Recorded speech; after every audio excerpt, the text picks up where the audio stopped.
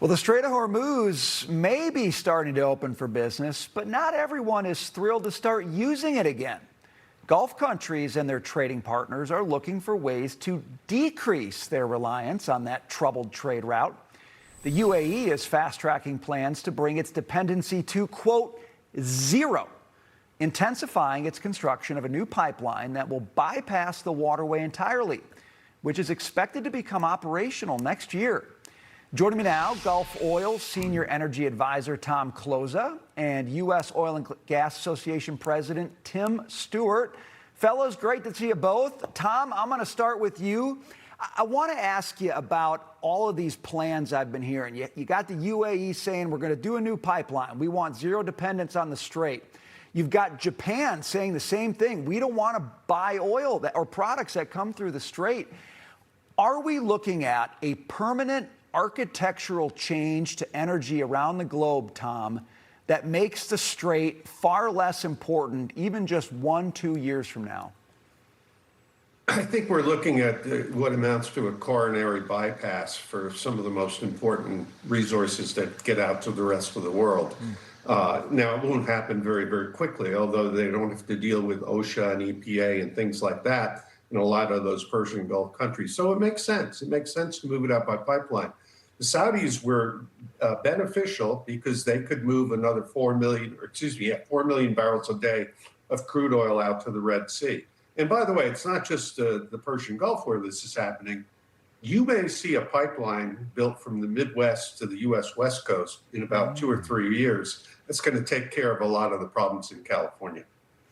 Tim, you know, I'm looking at oil prices today, and there was one point in the morning where I saw prices touch down in the 73 range. They closed a little bit higher than that. I got a lot of buddies who are in the oil and gas business come on our program, and they say, Brian, don't expect 60s. That's just not sustainable here. It's a different world.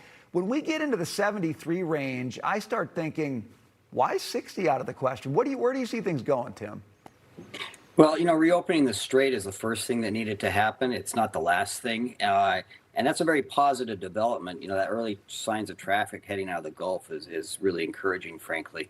But the fact of the matter is there's a long tail to this thing because even that traffic, those block ships run, they've got to deal with sort out things like mines and barnacles and insurance. And so that full normalization is going to take weeks.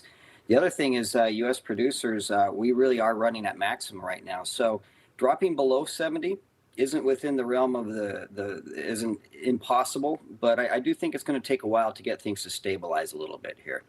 Tom, we dropped below $4 a gallon on regular gas, nationwide average today, okay? I watch diesel a lot too because that's kind of the fuel of the small business, the blue-collar man. Diesel's been high. It's down about 50 cents from its high, but it's still above $5 a gallon. What's the path of regular unleaded and diesel over the next few weeks? All of these products, it's like shooting fish in a barrel. Prices are going to drop considerably unless there's some more violence in the Middle East. Diesel prices are actually off much more than gasoline in the spot or the wholesale markets. And jet fuel prices were $200 a barrel in May. They're flirting with $100 a barrel right now. So you are going to see the benefits of it for diesel in particular for inflation. Jet fuel, you know, maybe we'll see the Trump administration put some pressure on the airlines to drop fares or to reinstate some of the flights that they canceled. Tim, my contention in all of this is the energy world is shifting to America, and we're in a perfect spot to take advantage of the fact that nobody trusts Iran or the Strait anymore. Do we have what we need in place in this country from a regulatory standpoint, from an investment standpoint, from just an appetite standpoint of the major oil companies to take advantage of this moment to grasp global leadership with both hands? Almost. Look, we certainly have the innovation. The industry is now considered a safe bet from the capital markets. It's actually a pretty good bet, actually. We're still lacking sort of permit certainty that we need. That's why Congress has got to take action. But what has happened here is this global reordering of how crude is getting to market, who's selling it and who's pricing it.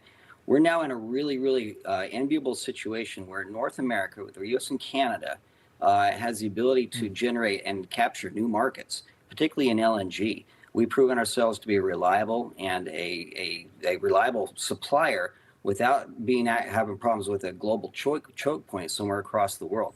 It's a really good time to be in the industry right now. But again, it's the innovation that drives it, and the U.S. is absolutely the best at what we do here.